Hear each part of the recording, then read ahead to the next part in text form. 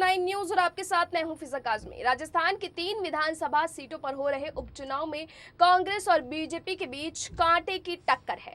यह उपचुनाव मुख्यमंत्री अशोक गहलोत के लिए लिटमस टेस्ट माना जा रहा है, तो बीजेपी के लिए भी काफी ज्यादा महत्वपूर्ण है।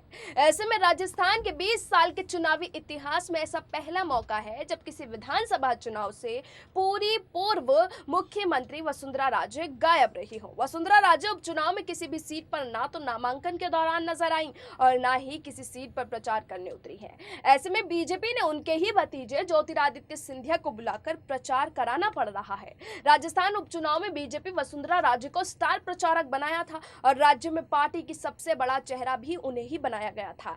इसके बावजूद 3 विधानसभा सीटों में से किसी एक सीट पर भी प्रचार करने वो नहीं गई, जबकि 2 सीटों पर उनके कैबिनेट में रहे मंत्री को पार्टी ने उतार रखा है। राजस्थान में बीजेपी के प्रभारी अरुण सिंह ने जब वसुंधरा राजे से बातचीत हुई तो उन्होंने अपनी बहू की तबीयत खराब है का एक उदाहरण दिया, जबकि वजह से चुनाव प्रचार में वो नहीं आ पा रही है। वसुंधरा राजे को चुनाव प्रचार से गायब रहने को कांग्रेस मुद्दा बना रही है और कहा जा रहा है कि वसुंधरा समर्थकों को साधने में लगी हुई है। खबर तो ये भी है कि वसुंधरा समर्थक इस उपचुनाव में बीजेपी के खिलाफ काम कर रहे हैं। पूर्व उप मुख्यमंत्री सचिन पायलट ने मीडिया से बातचीत के दौरान कहा कि बीजेपी बिखर गई है।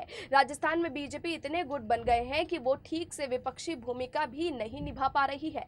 कांग्रेस को बीजेपी के बिखराव का फायदा मिलेगा। वसुंधरा राजे के बदले बीजेपी ने उनके भतीजे ज्योतिरादित्य सिंधिया को राजस्थान के उपचुनाव में प्रचार में उतार दिया है। सिंधिया ने गंगापुर में चुनावी सभा को संबोधित कर बीजेपी उम्मीदवार को जिताने की अपील की। बीजेपी ने उपचुनाव में ज्योतिरादित्य सिंधिया की सभा कराकर वसुंधरा राजे के जवाब दे दिया है।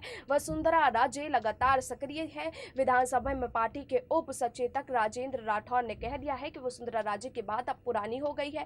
वहीं कुछ लोग ये भी कह रहे हैं कि मध्य प्रदेश विधानसभा उपचुनाव में कांग्रेस ने सचिन पायलट का उपयोग किया था। इसके जवाब में बीजेपी ने राजस्थान के विधानसभा उपचुनाव में ज्योतिरादित्य सिंधिया को उतारा है। हालांकि कांग्रेस इसे लेकर बीजेपी पर तंज जरूर कस रही है। फिलहाल अभी के लिए इतना ही, लेकिन देश और दुनिया की तमाम बाकी खबरों के लिए आप जुड़े रहिए SPN9 न्यूज के साथ।